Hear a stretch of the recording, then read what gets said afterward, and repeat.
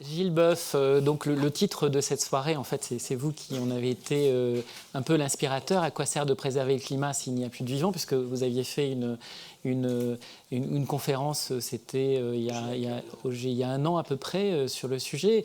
On a vu que on parle souvent d'extinction massive de la biodiversité et le climat est un des facteurs, c'est un des facteurs importants en fait par rapport à cette perte de la biodiversité. C'est pas le plus important. Bon, d'abord, il faut dire, il y a quelques points généraux à reprendre. Je vais rebondir sur ce que disait Pascal, ce que vous disiez aussi. Le climat a toujours changé sur la Terre. Il faut l'expliquer aux gens. On n'est pas dans un système. Le problème, c'est qu'il change trop vite en ce moment. C'est ça le problème. Ce qui nous fait dire à nous scientifiques, d'ailleurs, qu'il y a bien une intervention humaine dans ce qui se passe aujourd'hui. Ça, c'est la première chose. Et si le climat a changé, ça explique la diversité qu'on a sur la Terre aujourd'hui. On n'aurait certainement pas le nombre d'espèces que l'on a aujourd'hui si, dans le passé, le climat n'avait pas changé. Donc, le climat peut être un facteur bénéfique sur la biodiversité. Pour ce qui concerne les extinctions, je dirais que pour moi, c'est un paramètre qui ne m'intéresse pas beaucoup à l'échelle humaine. À l'échelle du passé, c'est clair. On a eu de grandes crises d'extinction. Bon, si on monte à ce qu'on connaît, 800 millions d'années, il y a 800 millions d'années, on a connu 60 crises majeures d'extinction d'espèces jusqu'à aujourd'hui, dont 5 majeures. La dernière, donc, c'est celle de 64,5 millions d'années qui fait disparaître les fameux dinosaures. La plus forte a été celle qui fait la charnière entre la fin de l'ère primaire et le début de l'ère secondaire, le Permien-Trias, où 96% des espèces vivantes, marines et continentales, disparaissent. Donc ça, c'était il y a 252 millions d'années. 250 millions. Alors, ça, c'est un aspect des choses. Aujourd'hui, quand je regarde ce qui se passe, ce n'est pas des extinctions. Moi, aujourd'hui, je n'ai aucune espèce en France que je peux déclarer éteinte à cause du changement climatique dans les 50 ans écoulés. Qu'est-ce qui se passe? C'est que ce changement climatique se surimpose à des choses qui sont terribles sur les vivants. D'abord, la destruction. On détruit les écosystèmes. Ici, dans un magnifique amphithéâtre tout neuf, il a 15 jours, il y a eu une forêt avec des loups à une époque, il y avait des choses. Il y a à nouveau un écosystème, mais il ne ressemble pas du tout à celui qu'on avait avant. Donc on détruit. La moitié les 3/4, les 2/3, disons, des espèces qui disparaissent sont liées justement à ces destructions. Après, la pollution. Et la pollution, pour moi, est une des grandes plaies de l'écologie actuelle. Je reviendrai tout à l'heure. Elle est massive, elle est partout. On s'empoisonne. L'humain a inventé 50 000 molécules que le vivant n'est pas capable de dégrader. Il faut quand même voir une chose, ça intéresse beaucoup le groupe Séché, c'est que avant que l'humain n'apparaisse sur la Terre, il n'y avait aucun déchet. Il n'y avait pas de boulot pour les gens qui faisaient des déchets. Ça n'existait pas. Alors quand je dis ça aux gens, oui, il n'y avait pas de déchets. Moi, j'adore mes scarabées et mes vaches me font une belle bouse. Mes scarabées viennent dessus. 3 jours après, elle est partie, une semaine après. Et là, on vit des choses que l'humain change. Je vois une anecdote que j'ai avec l'ONF en ce moment. On va en forêt de Fontainebleau et les gens sortent des clubs hippiques avec leurs chevaux. Et les copains de l'ONF m'appellent: Gilles, viens vite, on a un problème terrible là. Sur le crottin de cheval dans la forêt de Fontainebleau, j'ai des centaines de scarabées qui sont morts. Donc on est en train de me faire un déchet avec un produit qui n'en était pas un. On parle du CO2 avec Pascal. Le CO2 n'est pas du tout un déchet dans l'histoire de la Terre. Au contraire. C'est un élément vital. Sans CO2, on n'aurait jamais eu de photosynthèse. Parce que le premier process du vivant est inventé par de petites microalgues dans l'océan il y a 3,45 milliards d'années, 3450 millions d'années. Qu'est-ce que c'est? Dans de l'eau. Sans eau liquide, il n'y a pas de vie. Si on est là, c'est parce qu'on est tous faits d'eau liquide.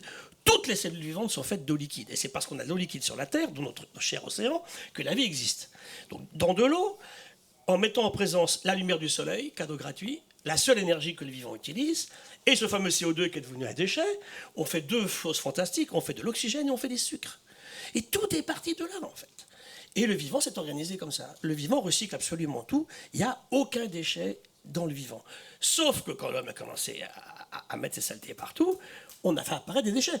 Au Moyen-Âge, il y avait des déchets organiques. Les premiers déchets vraiment créés par l'humain, si on est à l'exploitation minière, on retrouve dans les glaces de l'Antarctique des traces de plomb, de fer, de nickel, à certaines époques, où on voit que l'homme a commencé à manipuler des morceaux de continent en remettant effectivement en relation avec le vivant extérieur, les masses d'eau, les masses de terre, ces éléments toxiques que sont les métaux. Ça a commencé là. Puis après, on a inventé des horreurs, les matières plastiques. On était au Sénat jeudi dernier avec l'équipe de Système Continent à discuter des questions de continents de plastique. L'humain était capable quand même de faire un trou dans la couche d'ozone, il fallait quand même le faire, un énorme trou dans la couche d'ozone. Deuxièmement, on a fait ce qu'on appelle des continents qui n'en sont pas, on ne peut pas débarquer dessus. Mais sur 30 mètres d'eau, j'ai des images, sur 5 continents, entre guillemets, 2 dans l'océan Pacifique, 2 dans l'océan Atlantique, 1 dans l'océan Indien, grands comme 2 à 6 fois la France. Et ça grouille un tas de trucs. Alors c'est transparent, c'est tout petit. C'est une photodégradation de la matière plastique. Ça, n'est pas en plastique ma bouteille. Non, je ne vais pas crier après ma bouteille. Elle est en verre, là, justement. Elle est en verre, super, c'est bien. Je vous félicite et je vous remercie. qui sont de l'ordre de fragments de moins de 5 mm, qui constellent l'océan. Et ça pour la faune marine, ben c'est du plancton, ça flotte, et c'est transparent. Les satellites ne les voient pas, ces systèmes, effectivement, entre deux eaux. Donc tout ça mis bout à bout, cette pollution qui est partout, nous pose des problèmes gigantesques, avec des pollutions beaucoup plus insidieuses que l'on vit aujourd'hui. Il y avait un grand article dans l'IB il y a 15 jours, les spermatozoïdes des garçons français ne marchent plus. Les mâles français ne font plus de sperme qui est fécondant. Ils savent faire des câlins encore, mais le sperme ne marche pas. Ça, c'est un problème, ça, effectivement.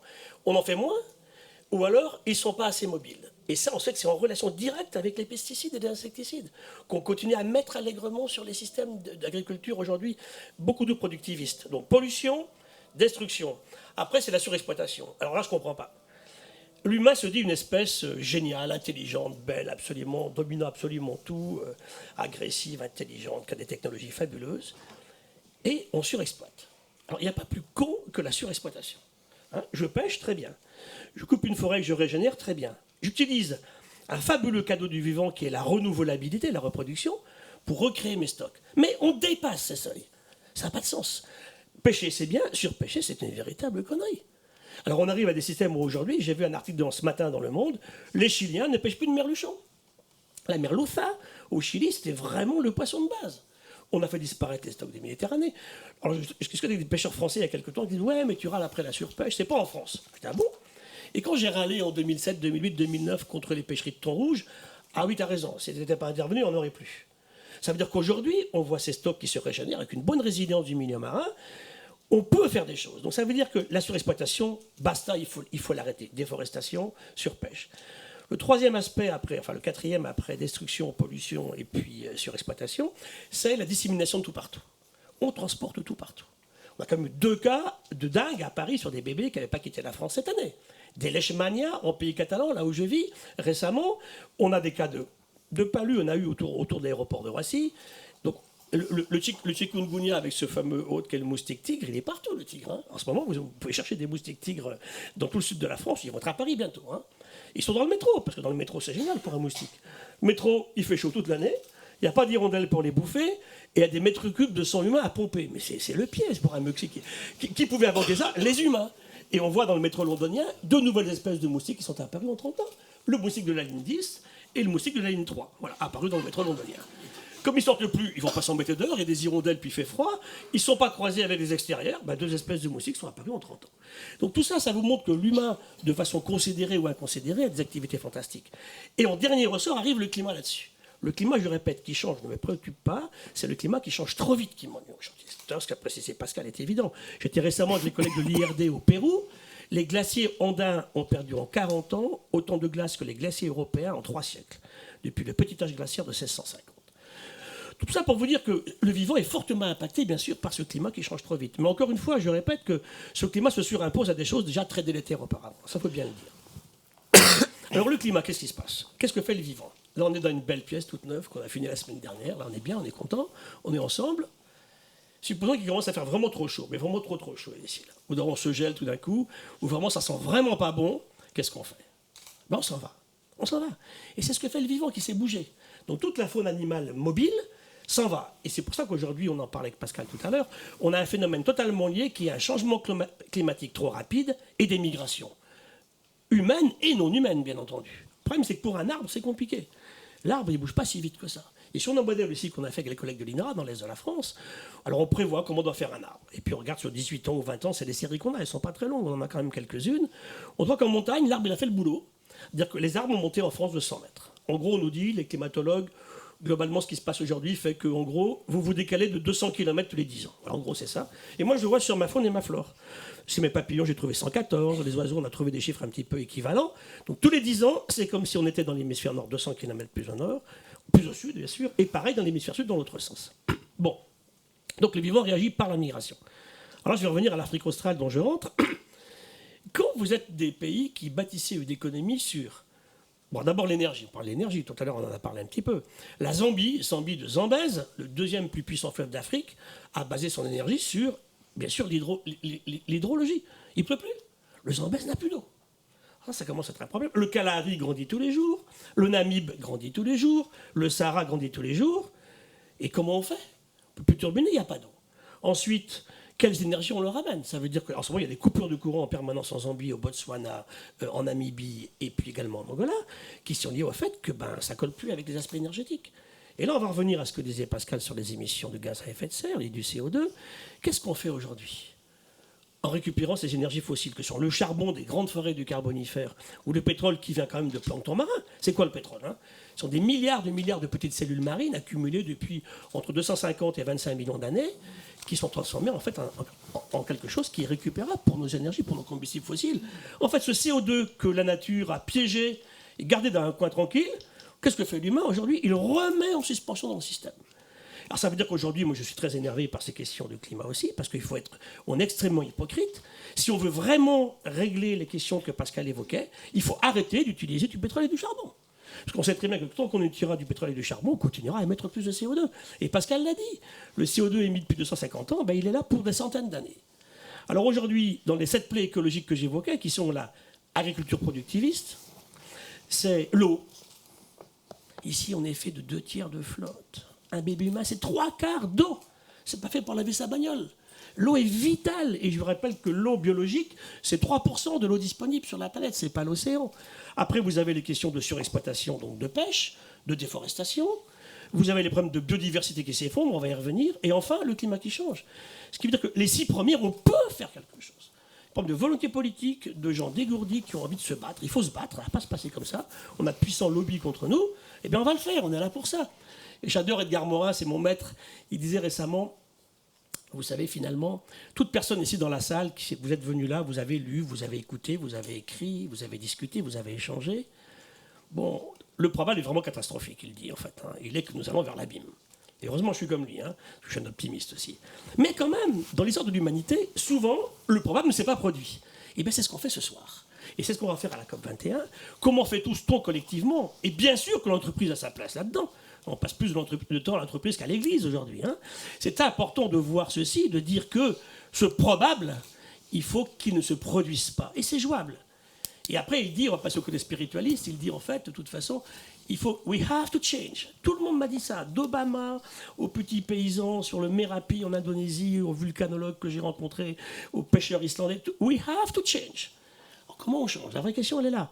Et le changement, ce n'est pas des bricoles, c'est un vrai changement sérieux. Ça veut dire que, parce que le trou dans la couche d'ozone, il faut le boucher. Les contenants de plastique, il faut d'abord arrêter le plastique d'arriver à l'océan, après on l'enlèvera de l'océan. Ensuite, c'est les questions d'acidification qu'a évoqué Pascal, on va y revenir.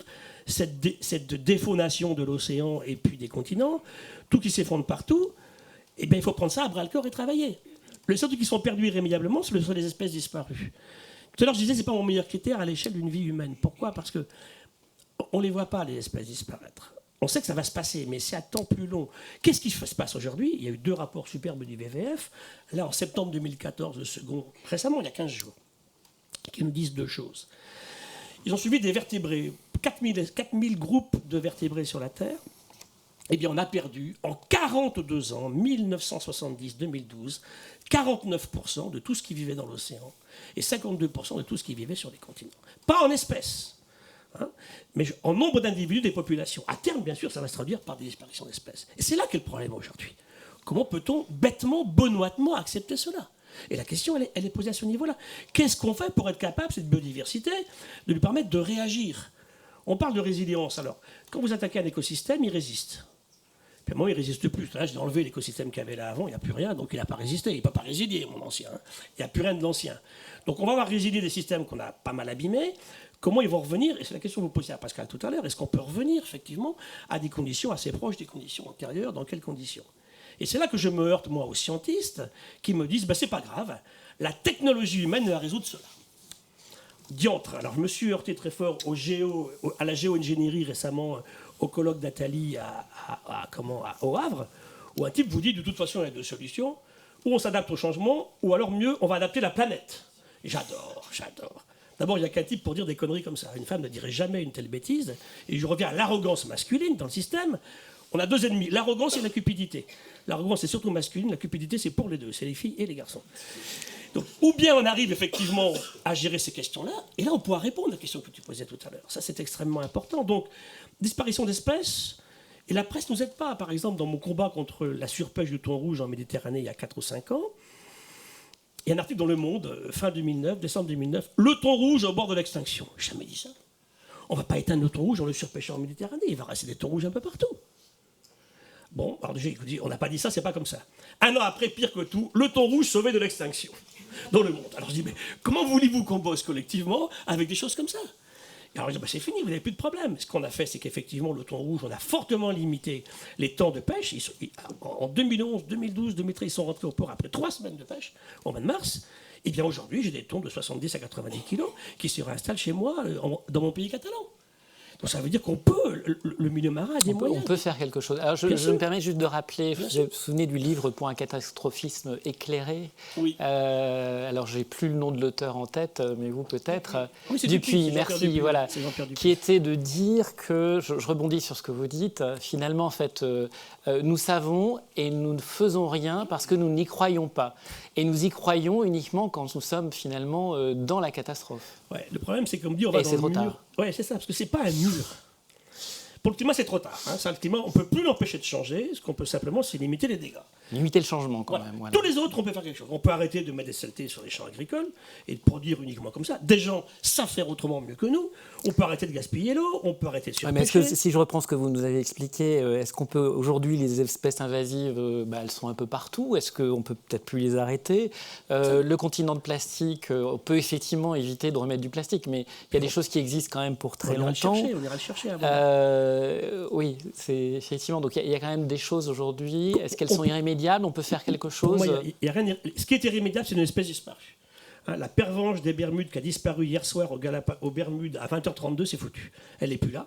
Et Lévi-Strauss, un grand homme d'ici, disait ici que chaque espèce qui partait, effectivement, était quelque chose d'absolument irremplaçable. C'est la seule chose inaliénable que l'humain a produit. Pourquoi on accepterait de faire disparaître en 3 siècles la moitié des espèces vivantes? C'est une bonne question. Là, on oublie entièrement les aspects éthiques, en plus. Hein. On revient toujours à de l'économie. Donc aujourd'hui, il faut qu'on se mette dans un système où il faut réconcilier économie et écologie, ça c'est clair, parce que l'économie, j'y crois aussi, mais pas dans le sens où on veut me faire coller l'écologie à l'économie actuelle, qui ne marche pas. Hein, il fait à nous d'adapter notre économie à l'écologie. L'écologie, elle a 4 milliards d'années, et ça, on l'oublie en permanence. Alors, on bricole. En géo-ingénierie, on me dit, c'est pas grave, le patron de Exxon Valdez, il y a récemment, qui disait, c'est pas grave, on va continuer à vous mettre des saletés partout, mais on aura la géo-ingénierie qui nous permettra de limiter les dégâts du dérèglement climatique. Alors là, avec le truc, on a répondu très clairement, c'est simple, hein, si on commence à faire des trucs comme ça, qu'est-ce qui va se passer? On va commencer à émettre des particules. Alors ça va coûter de l'argent, et puis je sais pas. Alors ils montraient dans leur modèle, alors c'est pour ça les modèles, on m'en méfie beaucoup aussi, qu'on pourrait refroidir la Terre, mais il ne pleuvra plus.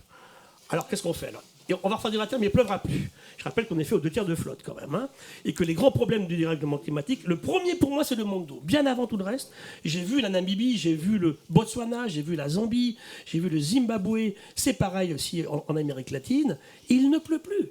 On en est contraint à faire des trous dans la nappe, des trous dans le sol pour avoir de l'eau pour alimenter les animaux sauvages, puisqu'ils font en fait de l'observation d'animaux sauvages en Namibie aujourd'hui ou bien au Botswana. Donc, et puis on met du fer dans l'océan austral, puis demain quand le fer sera plus limitant, il faudra mettre du phosphore. Ça n'a pas de sens. On revient à l'arrogance que j'évoquais tout à l'heure, de toute façon. Donc ce qu'il faut, c'est beaucoup plus d'humilité, du partage. Revenir à ce que disait effectivement notre ami Edgar Morin, une conscience, ça on est d'accord. Humanitaire, on est encore d'accord, mais c'est le 3e mot qui est le plus dur. Planétaire. Planétaire. Comment demain je peux être conscient que dans mon activité de tous les jours, je vais impacter et aider au développement un Éthiopien, un Somalien ou bien un type au fin fond de la Patagonie. Parce qu'on l'a bien vu, la Chine pollue pas que la Chine, elle pollue la planète. Il faut quand même voir qu'au niveau de la COP21, on a 3 émetteurs qui font pratiquement la moitié des émissions, qui sont les US, qui sont la Chine et qui sont l'Inde. Et l'Inde, maudit, l'a dit l'autre jour, ils ne vont pas faire d'efforts. Avant de parler des différents pays, on va revenir dessus, effectivement, et notamment voir comment ces pays émergents, sous réserve que la Chine soit encore un pays émergent, je ne sais pas. Mais quand vous y êtes, vous serez plutôt nous décadents, et puis je ne sais pas s'ils sont émergents. Hein. En tout cas, effectivement, ils ont une volonté, et il y a beaucoup d'infrastructures. Mais ils veulent faire des efforts, les Chinois, les Indiens, non. Alors, vous parliez tout à l'heure de réintégrer, d'injecter en fait une certaine dose d'économie dans l'écologie, ou de l'écologie dans l'économie, voilà, c'est plutôt ça. à travers salaire éventuellement aussi, comment est-ce qu'on en parlera peut-être tout à l'heure avec vous, Pascal Pic, ce qu'on appelle les externalités. Oui, voilà. Ça, c'est-à-dire, fondamental. c'est d'introduire un prix. Finalement, aujourd'hui, l'économie a fonctionné avec une nature gratuite autour. Voilà, ça n'avait pas de prix. Et c'est pas qu'on surpêche. Alors, est-ce que le fait de donner un prix, on a vu, il y a eu beaucoup de discussions ces 10 dernières années sur les services environnementaux, où on donnait un prix, je me souviens, sur un requin mort, ça doit valoir quelque chose comme 5 000 $. Un requin vivant, c'est 150 000 $ parce qu'il y a toute une entreprise de tourisme autour de ça. Est-ce que ça suffit en fait? Est-ce qu'on peut faire est-ce qu'on peut faire en fait notre économie poursuivre telle qu'elle est aujourd'hui avec le libéralisme qu'on connaît? Est-ce qu'on peut faire aujourd'hui continuer telle qu'elle et simplement en injectant une dose d'externalité où on va dire, oui, si dans mon plan comptable, moi je suis une entreprise, et dans mon plan comptable, je sais que je vais mettre du CO2, le CO2 je l'évalue à combien? 80, 7 € la tonne, ça dépend, et donc je vais payer là-dessus, puis dans mon plan comptable je vais faire ça, et puis c'est tout. Est-ce qu'il s'agit de faire ça, ou est-ce que c'est plus compliqué? Donc, il faut se préoccuper des questions économiques, c'est clair. Bon, sur le carbone, malheureusement, on ne va pas en parler à la COP, puisque c'est hors sujet, c'est dommage. Moi, j'aurais bien voulu qu'on commence. Ce qui est clair aujourd'hui pour moi, et tous les écologues pensent comme moi, parce qu'on a souvent discuté entre nous, c'est qu'on ne peut pas avoir un prix unique du carbone. Si on fait ça, on assassine quelques pays en émergence. Donc c'est compliqué au départ. On va faire des castes. Combien? 3, 4. Qui paiera tant? Mais il est clair qu'il y a des pays qui doivent payer beaucoup l'émission du carbone, d'autres qui ne doivent pas la payer ou quasi pas au début. On ne peut pas leur fermer leur mine de charbon tout de suite. Bon, ça c'est un premier aspect. Donc du coup, comme c'est tellement compliqué, on ne va pas beaucoup en parler. On essaiera de faire une plateforme de réflexion pour préparer une discussion plus tard à Marrakech l'an prochain, puis ensuite après. Alors parlons des services environnementaux. Par exemple, un arbre, ça vaut combien? Un requin, ça vaut combien? Ça vaut rien. Le problème, c'est que pour le droit actuel, ça vaut 0. Si je vais pêcher un thon rouge en Méditerranée, il vaut 0, ce qui est absolument scandaleux. C'est-à-dire que le thon rouge vaut effectivement... D'abord, il appartient au type qui va le chercher, c'est absolument scandaleux. Le thon rouge, il est autant à Pascal qu'à moi, qu'à vous, ça c'est clair. Et puis le type le vend 800 000 €, 700 000 € sur le marché japonais. C'est 1 million même, non, oui, je crois, le maximum. Extrême, mais ça n'a pas de sens. On ne peut pas continuer comme ça. Et ça remonte à Grotius. Grotius, en 1506, il écrit un papier où il dit « L'océan est tellement fabuleux, tellement grand, tellement génial. » Grotius était un mec génial. Il a eu son bac à 8 ans, il était agrégé à 12 ans. Un type fantastique, mais il a dit des conneries. Vous voyez que finalement... Et c'est vrai qu'aujourd'hui, j'aime pas le terme de prix. Une valeur, on peut en discuter encore. Nous, écologues, on est assez... J'ai écrit un papier pour le CGDD récemment là-dessus. Doit-on donner une valeur à la nature? Un prix, non, parce que le prix c'est quoi? C'est une négociation. Je veux vos chaussures, là. Je les veux absolument. Alors, je lui dis, je vais acheter vos chaussures. Non, je ne les vends pas. À un moment, j'ai monté tellement, je disais, je vais les vendre des godasses parce que je vais m'en acheter 3 paires identiques avec l'argent qu'il va me donner. Ça, c'est une transaction qu'on fait à deux. C'est la valeur qui est importante. Et là, on ne peut pas travailler sur une espèce par rapport à une autre. Ce qu'il faut comparer, c'est la fonction, effectivement, dans l'écosystème de l'espèce qu'on regarde. Une anecdote que j'aime beaucoup en Papouasie-Nouvelle-Guinée. C'est Florence Pradois qui raconte ça. Elle est ethnologue en Papouasie. Et c'est un très bel exemple de ce qu'on vit ici. C'est ça la vraie écologie de terrain. Des Papous vivent dans une vallée de Nouvelle-Guinée. Ils sont 550 personnes. Ils parlent leur langue à eux. Ils ont une langue pour eux tout seuls. Ceux qui sont à côté ne parlent pas la même langue. Ils sont séparés par des crêtes un peu aiguës et ils ont 700 espèces d'arbres sur une vallée de Papouasie. Je vous rappelle qu'en Europe, il y a 250 espèces d'arbres. Bon, débarquent les Malais qui exploitent le bois pour faire de l'huile de palme et autre chose, qui dit voilà, je vais vous exploiter votre forêt et je vous paye, moi, tant de dollars, effectivement, le mètre cube de bois exploité.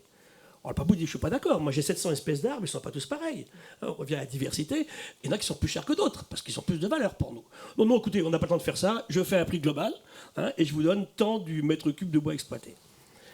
Le papou, sur le prix. Ben moi, écoutez, moi, ça ne m'intéresse pas, moi c'est le casoar.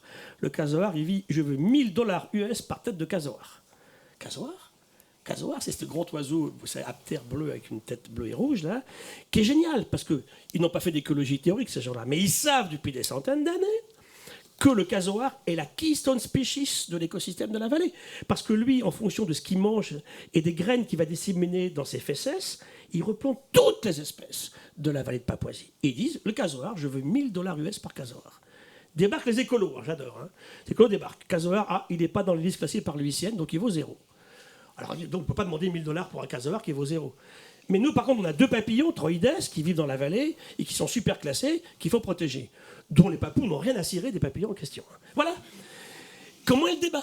Et donc, pour l'histoire du prix, ça veut dire que tout va dépendre du type de discussion qu'on va établir. Qui a raison, le Malais qui exploite le mètre cube de forêt, les écolos qui veulent les 2 papillons protégés, ou mon papou qui défend son casoar. Donc, c'est des systèmes qui sont, pour moi, impossibles à mettre en équation. Là, tout à l'heure, on dit que c'est difficile, là, c'est encore pire. Et ce qui est vrai, et ça, c'est difficile à admettre pour les écologues, mais on le sait maintenant, c'est que des espèces sont beaucoup plus valeureuses d'un écosystème que d'autres, parce qu'elles organisent l'écosystème. Oui, on a tendance à présenter la biodiversité par des espèces, alors que c'est un fonctionnement global. Ça, je dis souvent, j'aurais dû commencer par là. Qu'est-ce qu'on connaît aujourd'hui sur la Terre? 2 millions d'espèces. Et je vous mets dedans, il y a les humains dedans, 2 millions d'espèces. Je mets tout, virus, bactéries, champignons, protistes, champignons, plantes et animaux.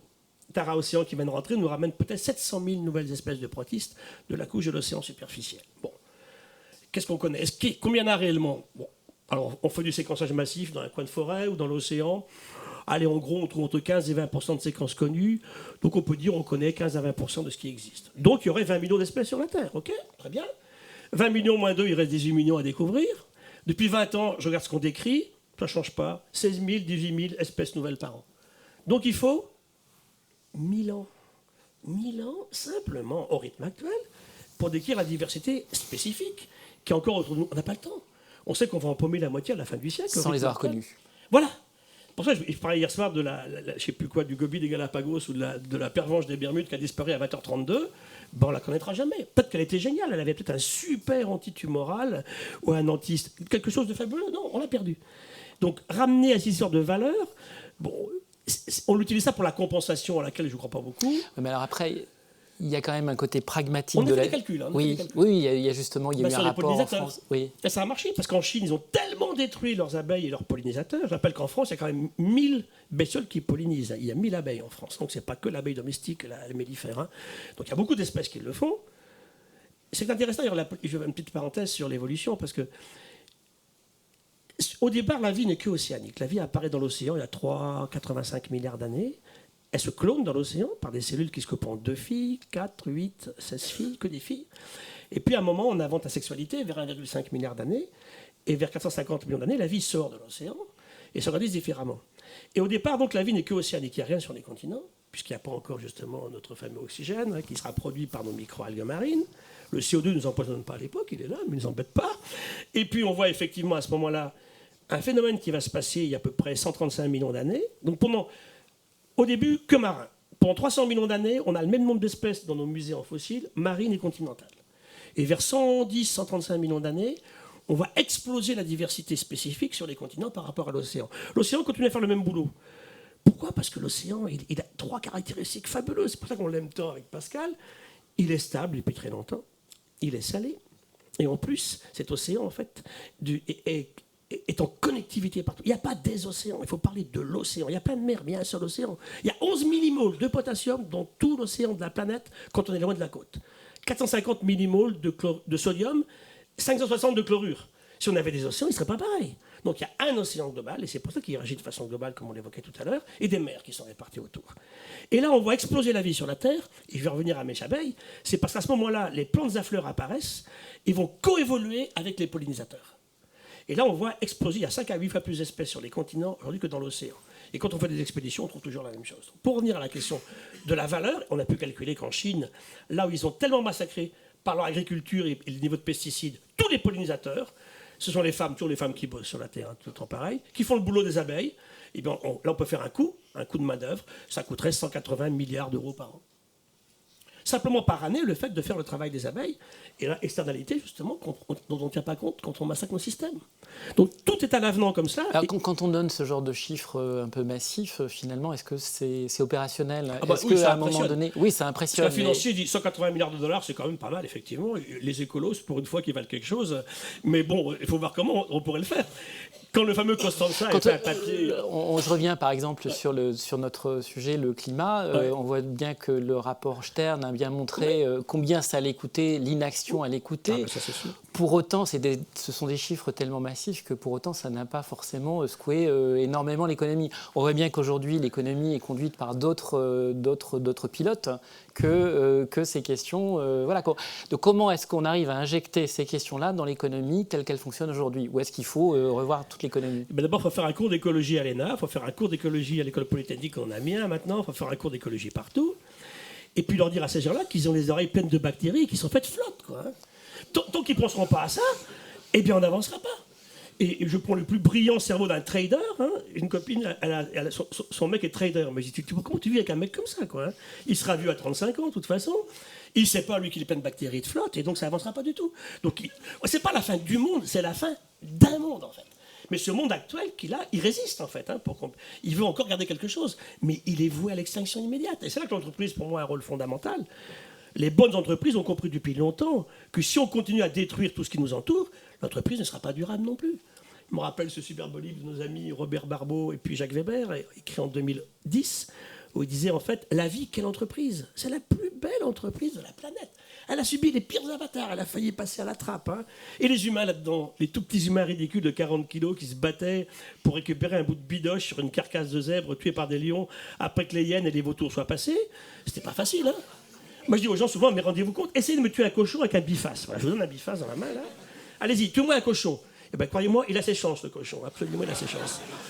Et en fait, c'est parce que l'humain, grâce à des inventions technologiques, le jour où on invente l'arc et la flèche à 7000 ans, ça change tout. Vous tuez à distance, ça n'avait jamais existé auparavant. Les propulseurs, peut-être. Donc, vous tuez un prédateur qui vous attaque ou une proie. Et la pire invention, c'est la poudre noire. Il y a 1200 ans, on invente c'est des jeux en Chine, la poudre noire, et maintenant, vous avez des gamins de 13 ans qui massacrent des éléphants ou des rhinocéros. Et les voisins d'à côté avec des kalachnikovs. Et du coup, on est dans des logiques de surexploitation, que ce soit la pêche ou parce que justement, on a les outils qui permettent. Économiquement, ce poisson qui ne vaut rien, c'est pas possible. Il faut que le type qui pêche un poisson, il rende quelque chose à un État qui mettra en place des systèmes pour connaître le stock de poissons et pour le protéger. C'est tout. Et tout le reste, quand on voit le nombre de subventions délétères à l'environnement qui sont aujourd'hui sur le terrain, on peut se poser des questions. Donc il y a une vraie... C'est pas assez compliqué ce que je raconte là, parce que, vous avez vu, on est parti d'écologie, on est parti d'abord de mathématiques appliquées, de physique, de chimie, de biologie et d'écologie, on est passé un peu de sociologie, de l'anthropologie, de l'économie, et on arrive à la philosophie. Ça veut dire que si on ne met pas tout ça en même temps, au même moment en place, on n'avancera pas. Oui, alors il faut des gens qui nous gouvernent, qui soient sages derrière. Qui écoutent, il y en a qui savent écouter. En fait, il faut que ce soit des éponges qui s'imprègnent et qui restituent au bon moment ce qu'on leur a donné. Mais aujourd'hui, il faut un vrai courage parce que les choses à faire ne sont pas faciles. Hein. Alors, du coup, vous me facilitez la transition avec vous, Brice Lalonde.